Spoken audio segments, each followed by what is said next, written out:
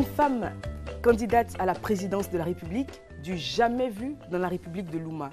Pendant que les femmes se réjouissent, les hommes crient au scandale. Malgré tout, la présidente Fitina est élue. Et le moins qu'on puisse dire, c'est que son mandat ne sera pas de tout repos.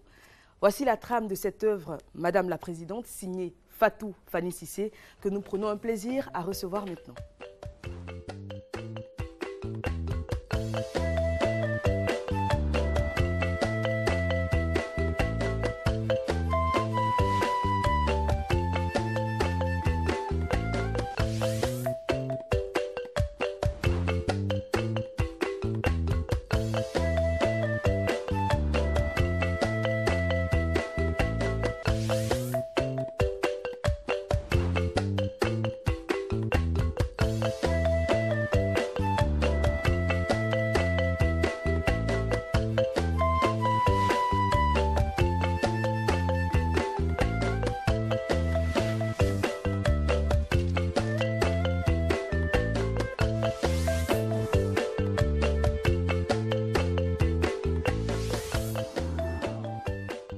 Madame Fanny Cissé, bonsoir. Bonsoir. Merci encore de votre présence sur ce plateau. C'est moi qui vous remercie. On va parler de Madame la Présidente, qui est votre 11e ouvrage, quand même, il faut le préciser. Et c'est un livre très surprenant, tant par le thème qui y est traité, que par le caractère des différents protagonistes des personnages. D'accord. Et je vous avais reçu il y a quelque temps, on parlait donc de votre œuvre Une femme de Marie. En 2013. En 2013. Ici, on va parler de Madame la Présidente. Et, bon, comme le titre l'indique, il s'agit d'une femme présidente. On a tendance à penser que la femme, c'est la pureté, la femme, c'est la douceur, la gentillesse, la bonté. Mais vous prêtez des traits de caractère pas toujours très sociaux aux femmes qui sont vos héroïnes. Pardon. Déjà, dans Une femme de Marie, il s'agissait d'une femme polyandre, donc, qui était mariée en Côte d'Ivoire et au Mali, à l'insu de ces deux maris. Ce sont des comportements qu'on prête généralement aux hommes. Effectivement, mes héroïnes ont des comportements pour le moins asociaux, c'est vrai. Mais les femmes sont différentes dans Une femme de Marie et dans Madame la Présidente. Pourquoi? Parce que dans Une femme de Marie, j'avais dit qu'à la base, l'histoire était vraie. Donc là, c'est une histoire qui est arrivée et que j'ai embellie, mais c'est une histoire qui a existé. Par contre, Madame la Présidente est un personnage proprement fictif, mais en même temps, c'est un homme. C'est un homme, je brouille les pistes, parce que c'est un caractère explosif. C'est beaucoup d'hommes en même temps. C'est beaucoup de personnalités regroupées en une personne. Et comme je ne voulais pas qu'on m'indexe en me disant c'est tel président ou tel président, j'ai préféré prendre une femme. D'accord. Voilà. La trame, c'est donc l'histoire de Fitina qui décide de se présenter au poste de présidente de la République de Louma, qui est une république imaginaire, oui, mais qui a des traits de caractère très ressemblants avec nos républiques africaines en général, on dira ça comme ça.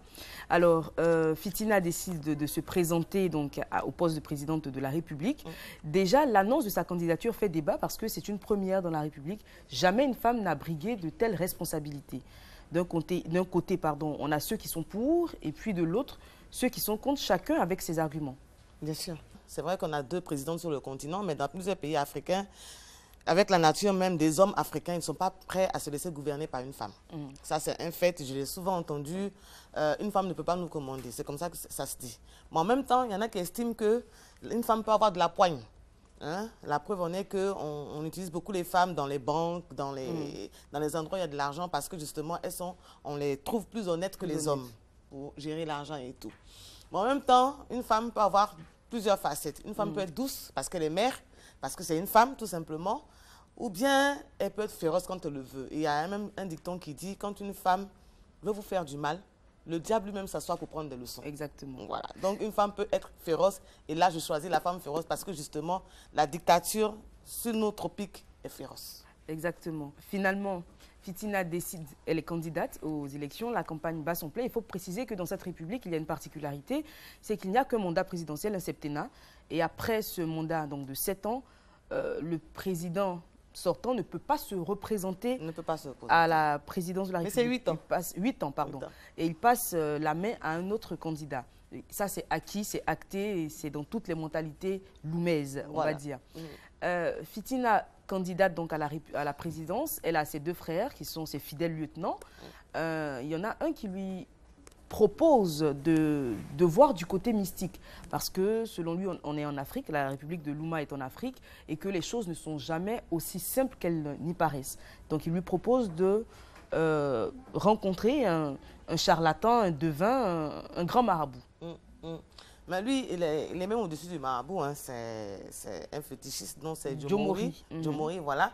En fait, là, c'est les rapports du pouvoir d'État avec le mysticisme, parce que justement, sur notre tropique, on est toujours en train de dire on ne peut pas aller à des postes de responsabilité tant qu'il n'y a pas quelqu'un derrière, tant qu'il n'y a pas une assise mystique derrière.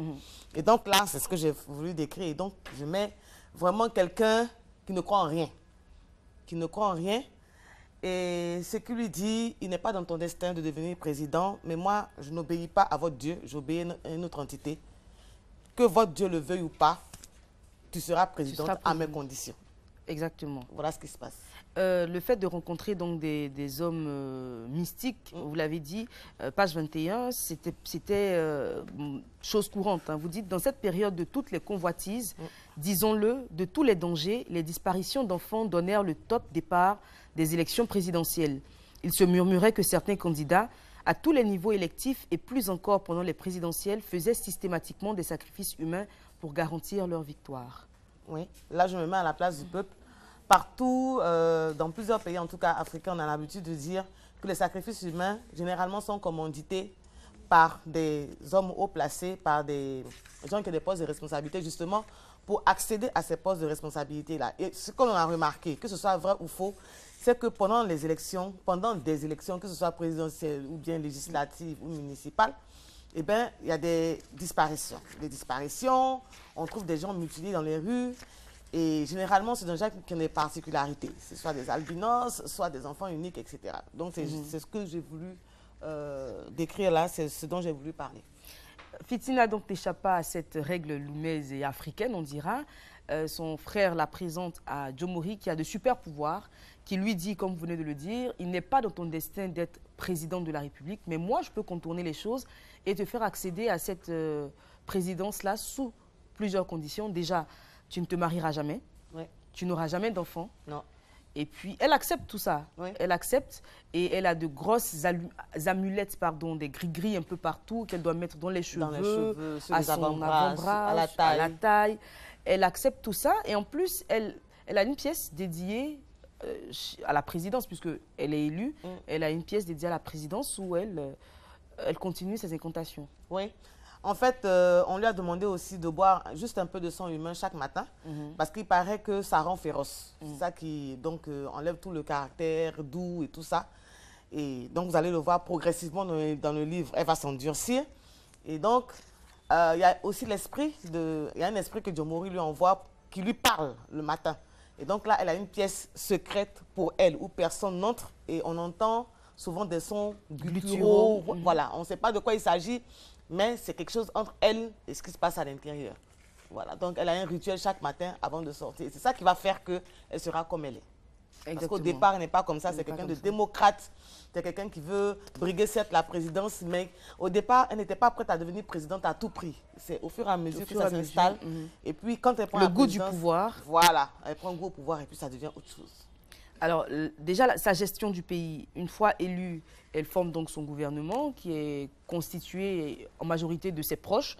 Sa meilleure amie devient, page 67, vous dites, elle devient Premier ministre, mais elle cumulait aussi les postes de ministre du pétrole et des hydrocarbures, de ministre des infrastructures et de ministre de l'économie et des finances. Ses frères donc, deviennent des hauts gradés de l'armée. Tout le pouvoir est capitalisé par sa famille et sa famille élargie. Le peuple s'en plaint. Oui, bien sûr. Donc là, je décris le cumul des postes. D'abord, qu'une seule personne se mette à avoir plusieurs postes comme ça. Des fois, on se demande comment ça se passe. Et puis, la gestion familiale du pouvoir. Parce qu'il y en a qui s'entourent de leur famille. C'est vrai que s'entourer de sa famille, peut-être que ça procure un certain sentiment de sécurité. Mais en même temps, vous avez un parti politique où il y a des gens qui ont trimé pour vous, il y a des gens qui ont souffert pour vous pendant tout le temps et qui estiment que quand vous accédez au pouvoir, ils ont droit à leur part dans le gouvernement. Donc, le fait de s'entourer que de ses proches, eh bien, ça fait grincer des dents, effectivement. C'est problématique. Fitina, au fur et à mesure que son mandat se déroule, devient de plus en plus féroce, vous l'avez dit, intransigeante, voire carrément cruelle. Et ça va crescendo. Ouais. Il y a déjà un premier scandale avec l'histoire du marché qui brûle. L'Union européenne donne de l'argent pour la réfection de ce marché. Il y a un détournement. Celui qui détourne, c'est le neveu du Premier ministre, qui est la meilleure amie de Fitina. Et on a là un juge qui se veut incorruptible et intègre, qui décide de l'emprisonner. Et à ce moment-là, la présidente organise, elle ourdit une vengeance, mais cruelle. Cruelle. Parce qu'elle, en fait, elle a essayé d'amadouer le juge. Elle a envoyé vers lui des gens qui lui ont mis de l'argent sous le nez. Et donc, il devait ne pas déférer le monsieur qui s'appelle monsieur Banoussa, donc voilà, directeur des investissements économiques. Et il l'a fait tout de même. Donc, elle a considéré ça comme un affront, vraiment comme un affront. Et là, comme il tient à sa réputation, elle fait tout pour salir cette réputation. Voilà. Le juge, il est intègre, mais n'est pas fidèle. Et donc, c'est son talon d'Achille. Ce n'est qu'un homme. Voilà, ce n'est qu'un homme. C'est son talon d'Achille. Elle agit là-dessus. Et vraiment, ça porte son coup. Hein, ça porte des fruits. Exactement. On ne dira pas ce qui s'est passé parce qu'il faut que le lecteur puisse le découvrir. Il y a l'histoire également de Nataba, qui est un farouche opposant qu'on arrive à réduire au silence. Bon, ça parle aussi de corruption et de ces personnes-là qui finalement n'ont pas d'éthique parce qu'ils sont opposants, ils sont très très virulents quand ils sont dans l'opposition. Mais une fois que le pouvoir en place les sous-doigts à coups de billets de banque, tout de suite, le discours change. Et il a voulu louvoyer justement, exactement. Mais elle n'a pas été dupe. Elle s'est rendue compte qu'il allait peut-être lui faire un faux coup. Oui, donc elle apparaît à ça en même temps. Mais là, vous avez opposition de deux sortes de personnalités. En fait, le juge Nko, donc, qui est intègre jusqu'au bout et à qui on fait payer son intégrité. Et puis l'autre qui semble intègre, mais qu'on arrive à corrompre. Donc, celui qui est corrompu, il entre dans le gouvernement, il perd sa crédibilité auprès de son entourage. Et puis l'autre qui reste intègre, sa réputation est salie. Mais quand même, je veux dire, la vérité sera rétablie peu à peu et les gens vont se rendre compte qu'en fait, il est victime d'un complot. Et ça va entraîner beaucoup de choses. Voilà. Donc, c'était l'histoire de Nataba, donc cet opposant qui, malheureusement, tombe dans les filets donc, de Fitina. En même temps, je voulais préciser que tous les noms des personnages dans le roman sont motivés. C'est-à-dire, quand je donne un nom, c'est ce que la personne va faire. C'est un trait de caractère. Nataba, en malinqué, ça veut dire cupide. D'accord. Donc, il aime l'argent. Donc, si tu lui proposes l'argent, il n'y a pas de souci. Il entre dans le gouvernement. Et Fitina, qu'est-ce que ça veut dire? Fitina, c'est le grand malheur. D'accord. Malheur, le scandale. Par qui le scandale arrive. Par qui le scandale arrive. Ah, d'accord. Vous auriez pu mettre des petites annotations dans le livre pour que... Bon. Parce que c'est intéressant, finalement. Moi qui ne le savais pas, je prends plaisir à découvrir donc, cette particularité de l'œuvre. Quelque temps après, des secousses sur le campus, des mouvements d'humeur, les étudiants qui décident de mener une grève. Là encore, bon, il y a cette jeune fille, Kanji, qui... à la base, est très, très intègre également, qui a un idéal, qui mène la révolution sur le campus. Et Fitina a sa façon bien à elle de gérer, encore une fois, cette difficulté. Oui, parce que elle sait d'où vient Kanji. Elle sait que son milieu est très modeste. Elle joue là-dessus. Elle fait jouer sa fibre maternelle. Elle lui caresse les cheveux. Elle parle d'un certain nombre de choses donc, qui jouent sur la sensibilité de la jeune fille. Et finalement, la fille met les choses en balance. Mais enfin, je lutte pour quoi? Mon idéal, c'est pourquoi? C'est pour arriver à là. Si jamais je ne le fais pas, peut-être que je ne le ferai jamais. L'occasion m'est donnée. Est-ce qu'il ne faut pas mieux céder à la tentation et puis avoir une meilleure vie, une vie de rêve? Et elle cède au même titre que Nataba, en fait. Au même titre que Nataba. Sauf que Nataba, lui, il se barricade, il se coupe de son entourage complètement, alors que Kandji, elle affronte ceux avec qui elle travaille. Elle leur dit, j'ai été à la création de ce mouvement, je décide de le quitter, c'est mon droit, c'est mon plein droit. Et elle, plus grave, elle bascule dans l'opposition carrément. Oui, avec des gros bras. Donc, voilà. Ces personnes-là qui sont censées réfréner toute manifestation sur le campus. Toute manifestation maintenant. Elle est carrément, elle est pas, je pense, à 180 degrés. Elle est carrément du côté des Fitina, comme elle est passionnée. Donc, elle fait tout vraiment de façon excessive, exactement comme Fitina. Donc, voilà. Elle va tout réprimer sur le campus jusqu'à ce qu'elle aussi, on la freine. Exactement. Voilà. Et ce sont les risques justement de ce genre d'attitude. Et là, elle ne servira plus à rien. Exactement. Parce que, voilà. Oui. Et Fitina l'abandonnera à ce moment-là parce que justement ne lui servons plus du tout. Il y a également cette histoire d'amulette, de gris-gris encore très présente tout le long de l'œuvre. Hein, parce que c'est la vie de Fitina. Elle est très accrochée donc à ces objets mystiques. Et Djomori lui demande tout simplement d'enterrer, de faire érigés sur le campus donc des monuments sous lesquels sont enterrés des grilleries, des fétiches censés casser toute velléité de révolution sur le campus. Les révolutions. En fait, le fait est qu'ils se disent, si on enterre des fétiches simplement comme ça, peut-être qu'on peut les déterrer. Et dès qu'on les déterre, ils perdent leur pouvoir.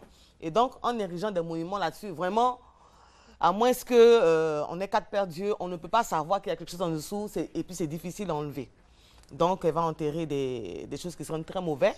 Et elle se plaint même un peu, enfin, Kotigi, son frère, qui va chercher les fétiches, va se plaindre de l'odeur et on va lui dire, du moment il va lui dire, si tu te plains de l'odeur, ils n'auront plus d'efficacité. Donc, ils vont quand même enterrer les choses sur le campus. Et comme par enchantement, justement, tout sera cassé. Tous ceux qui seront révoltés et tout ça, ça va contribuer à tout apaiser. À tout apaiser, un peu comme si on avait jeté de la poudre, voilà, aux yeux de quelqu'un et tout. Vraiment, tout se calme sur le campus. Mais des questions se posent. Hein. Certains Loumais se demandent justement pourquoi, en pleine effervescence sur le campus, pourquoi est-ce que Fitina décide à ce moment-là d'ériger ces monuments. Certains disent, sans affirmation, sans confirmation non plus, ils se doutent qu'il y a quelque chose de mystique en dessous. Mais ça reste des rumeurs. Voilà, comme ils n'ont pas de preuves, bon, ça reste ainsi. Mais après, ils vont creuser. Ils vont creuser l'affaire parce qu'ils ne comprennent pas qu'elles viennent ériger des monuments comme ça. Pour embellir le campus, oui, mais bon, on se doute qu'il y a quelque chose de plus grave en dessous, quoi. Le pouvoir de Fitina devenant de plus en plus cruel, de plus en plus... en train de tuer carrément la population parce qu'il y a des meurtres, hein, elle fait beaucoup de sacrifices humains déjà. Les opposants donc, qui sont un peu trop bruyants, un peu trop bavards, elle n'hésite pas donc à les faire assassiner. Et il y a des personnes de son propre camp qui décident pour le bien de la nation de la faire tuer. Ah oui. Bon, cruauté, elle est cruelle, non seulement elle fait assassiner les gens, mais elle les mange quoi. Voilà. Voilà. Au propre sens du terme. Exactement. Et cette scène-là, voilà. Elle fait manger à tout le monde. À tout le gouvernement. Voilà. Donc, ce qui signifie, nous sommes ensemble, c'est ce que ça veut dire. Nous mangeons à la même table. Vous êtes comptable au même titre que moi de mes exactions. C'est ce que ça voulait dire en fait. Et donc là, les gens, soit il y en a qui partent en exil, soit il y en a qui se terrent, ils ont peur de la réaction de la présidente parce que si elle a pu manger son opposant, qu'est-ce qu'elle fera de moi? Donc, c'est un cycle de la violence auquel il faut mettre fin. Il y a des gens de son entourage qui vont tenter de la tuer, mais ce sont des gens qui seront montés par d'autres personnes. Hein. On a d'abord donc le Premier ministre. Comme ce sont vraiment des amis, c'est par elle qu'on va passer. C'est vrai qu'elle aura une crise de conscience, elle aura un cas de conscience, elle va essayer de mettre en balance leur amitié, mais elle va voir que les exactions prennent trop d'ampleur. Exactement. Et donc là, il faut mettre fin à. Sauf qu'elle n'a pas prévu ce qui se passe. Fitina est préparée mystiquement contre toute attaque physique ou tentative d'empoisonnement. Donc, à chaque fois qu'on tente de l'empoisonner, elle déjoue le plan. Et elle fait livrer à ses lions parce que madame est propriétaire de 2 lions qui sont donc dans le sous-sol du palais présidentiel, à qui elle livre les personnes dont on n'est pas contente. Voilà, carrément. Elle fait donc non contente d'avoir mangé son opposant, de l'avoir fait manger à tout son gouvernement. Et maintenant, elle a 2 lions dans le sous-sol du palais présidentiel. En fait, là, je veux caricaturer les tortures dans les sous-sols des palais présidentiels dans certaines républiques dont on parle souvent. On en entend parler, on ne voit pas, mais là, moi, j'ai carrément voulu le présenter ainsi. Et donc, je n'avais pas de vision claire, mais j'y ai fait mettre quand même 2 fauves, donc 2 fauves qui sont là pour achever les opposants. Et au début, ce ne sont que des rumeurs dans le livre, jusqu'à ce qu'on se rende compte qu'effectivement, il y avait des lions qui faisaient livrer aux gens comme ça. Le bilan, pardon, son mandat arrive presque à son terme. Et madame estime qu'elle n'a pas suffisamment démontré tous ses talents. Elle estime qu'elle a mis en route des chantiers qui ne sont pas arrivés à terme. Et donc, elle décide de s'octroyer un second mandat, ce qui est complètement anticonstitutionnel et ce à quoi les Loumais sont farouchement opposés. Oui, ils sont farouchement opposés parce qu'on a dit un seul mandat, 8 ans non renouvelable. 8 ans, c'est vraiment suffisant pour démontrer ce qu'on peut. Mais ce thème-là est d'actualité.